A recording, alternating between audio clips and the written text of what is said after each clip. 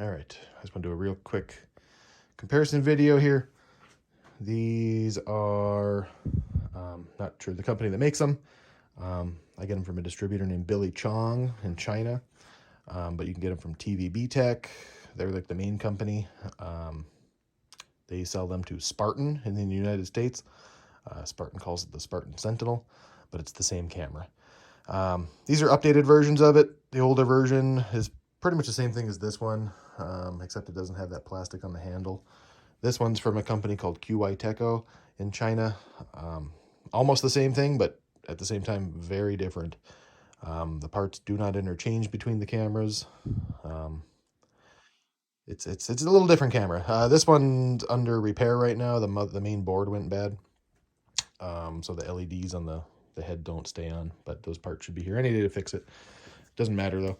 I just want to show the comparison here. So this is like the traditional one. It's an updated version, but it's pretty much the same thing. Let's get your keyboard. Under the keyboard has your screwdriver, your skids, your power, all that stuff. It's got the footage reset on it. It's got a 7-inch monitor. Just push the button, turn it on.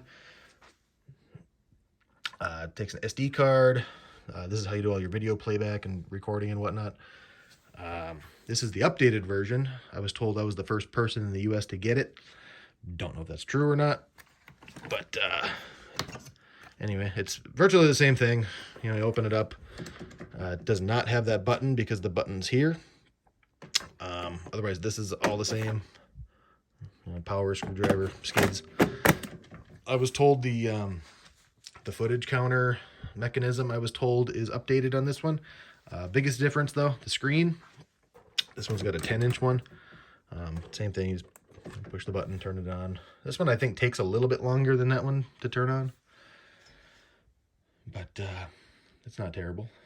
I haven't used it yet. I'm assuming it's going to be great, just like that first one, but I don't know. I haven't tried it yet. This one is totally different.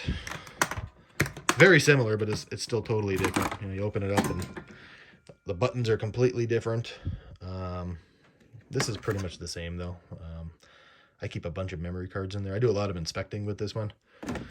I do like this one because it takes, you know, a flash drive or an SD card. Biggest difference with this one is the monitor. This thing's a beast. It's a 13-inch compared to those ones. This one might not even turn on because it's the board is bad, but this one's a little different. You gotta hold the button to turn it on. But the issue with this, the LEDs keep shutting off. They'll stay on for a little bit, but then they shut off. But this one's got a massive screen. This one takes a little bit longer to turn on. But I mean, they're all great cameras. I really like these things. I was using this one pretty much every day until the board went bad. It still works, but when you're using it, I don't know, it gets to a certain like battery percentage and the LED shut off. But they're all very, very similar. They push really nice. It's a really tiny push rod. It's only like 1/4 inch, but it pushes through 6-inch like no problem. It'll easily do 2-inch pipe. Sometimes I do 1.5 inch if it's like a straight shot.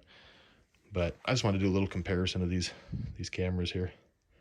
But they're awesome. I would recommend them to anybody. They're affordable.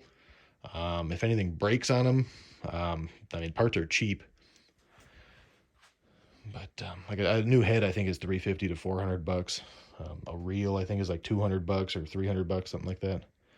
I don't know about this one. I have to change the board on it, and it should be coming up any day now. And I don't know how to take it apart, but I guess I'll figure it out.